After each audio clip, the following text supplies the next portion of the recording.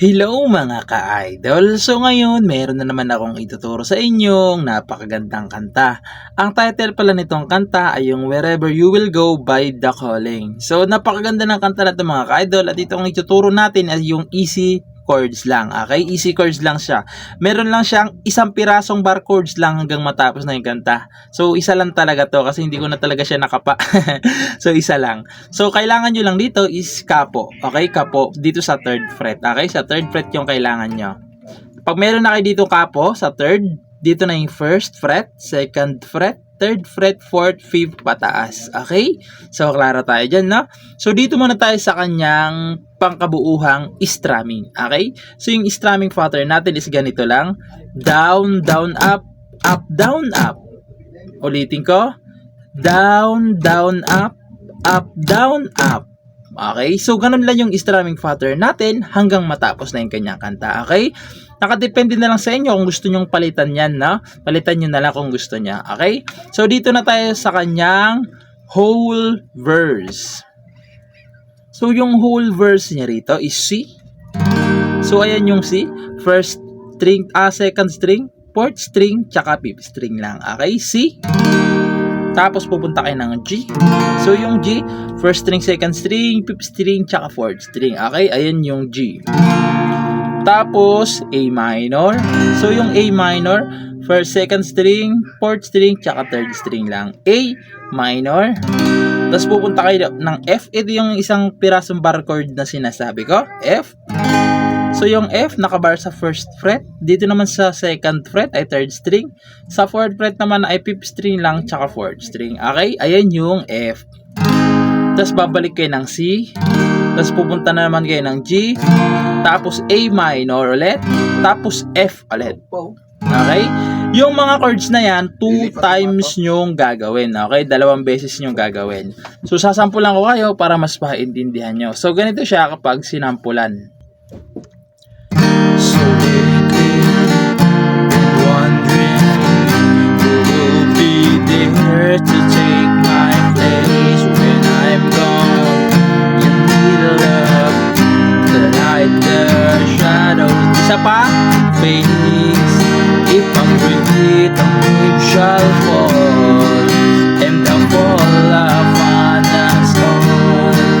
And between sun and stone, you could make it all yours if I could. Papasok na yung chorus doon, okay? So, papasok na yung chorus. So, proceed naman tayo doon sa kanyang chorus. So, yung chorus niya naman dito mga ka-idol is C. So, hindi ko na iisa-isa yung string, no? Kasi naturo na natin isa-isa, okay? Ayan, C. Tapos G. A minor. Tapos F. Okay? Yung 4 na chords na yan, 2 times nyo gagawin. Okay? 2 times. Pag nagawa nyo ng 2 times, pupunta kayo ng isang C. Okay? Isang C na lang. Okay? So, itong unang chorus mga ka-idol, di ba sa dulo may last na C? Sa pangalawang ulit nyo, A minor na. Okay? A minor na sa pangalawang ulit. Kasi doon na papasok yung bridge. Okay? Hindi ko na lang dyan nilagay yung A minor kasi sa pangalawang ulit pa naman. Okay? So, sasampulan ko yung kanyang chorus para mas maintindihan nyo.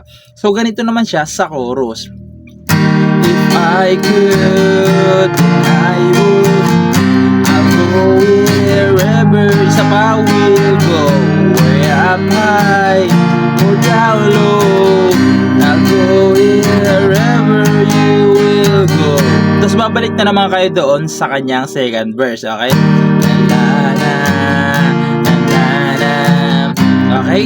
Sa pangalawang chorus nyo na, sa pangalawang chorus, di ba C yung dulo? Magiging A minor na siya, okay?